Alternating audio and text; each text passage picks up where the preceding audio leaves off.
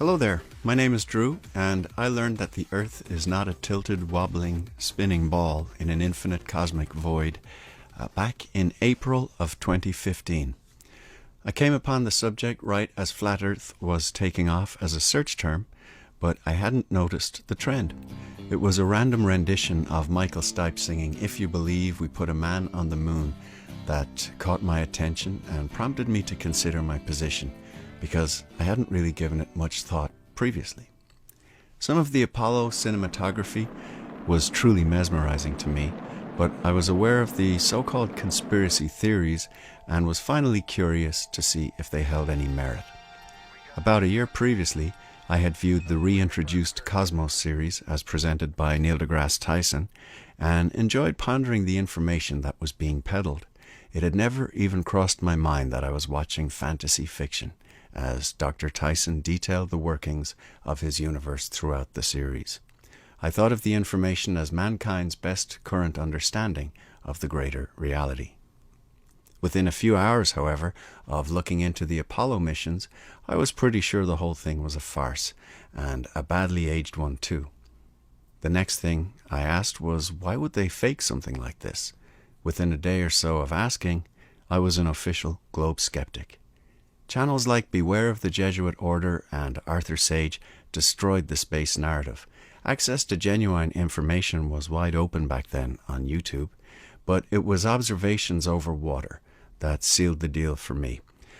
Ben from Taboo Conspiracy has one of the best channels to this day, featuring observations done by himself and others that destroy the curving water narrative completely. I can clearly remember first contemplating an Earth with level water and how the absence of curvature would eliminate daily rotation as the cause of the cycles of day and night. Outer space was gone in an instant, and the work of rebuilding a new understanding of this very different reality had begun, this time based on physical evidence. But there were more surprises ahead. One of the major awakenings for me didn't involve the topography of the Earth at all. It was the human reactions that I encountered in the early days when I tried to discuss this with others. I was blown away by how triggered people were when I tried to bring the topic up in conversation. In one of my good friends' homes, I was barred from mentioning any of this at all. I've since come to understand that many people have a lot invested in their worldview, perhaps too much to risk challenging it on a personal level. Still, this reaction gave me some resolve. I have a background in the practical use of geometry. I apprenticed in the trades of carpentry and joinery in the 1990s in Dublin, Ireland, and spent a career since then turning lines on paper into physical objects. Geometry is precise and unforgiving. If an object has radial curvature, it must conform to certain specifics, whether the circle is a jam jar lid or a slice through the spherical Earth. Over the last few years, I've put some time into refining a way to test the Earth for curvature that doesn't require special equipment, that isn't very expensive, and that can be performed by anybody with the curiosity to do so. It should clearly reveal the curvature or expose its absence beyond controversy, neutralizing all biases. The geometry of a curved surface involves incline and decline relative to a baseline, but a plane surface will have no such properties. These two conditions cannot be confused when geometry is applied. So I put together a way of marking a tangent to the Earth that extends 10 miles to opposite sides of a central position over the surface of water using illuminated marker posts on the mile. In short, the test will reveal curvature in one of two possible ways. A curve above, the Earth is flat. Curvature below, the Earth is a globe.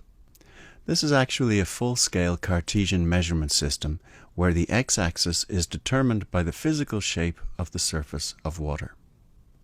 I'm working on a reduced-scale version of this test currently to stand as a proof of concept model.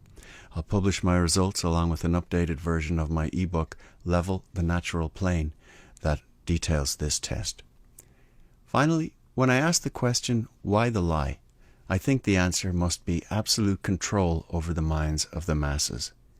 We were all born into a worldwide corporate commercial cult, a top-down control system where the masters write the narrative, the controllers orchestrate the show, and we, the plebs, go through the motions to bring their vision to life. The Globe is very much a product of their system. It's an offer. It's pushed pretty hard, with indoctrination at every turn for the young, a limitless advertising budget for rockets, pulley wires, green screens, hairspray, and other pantomime props, and it has the promise of mankind's exploring future sewn into the fabric of it all. It's pretty insipid, but it doesn't have the truth. They're trying to cover up something that's too big for their drapes, a created world that is right in front of each and every one of us. Thank you.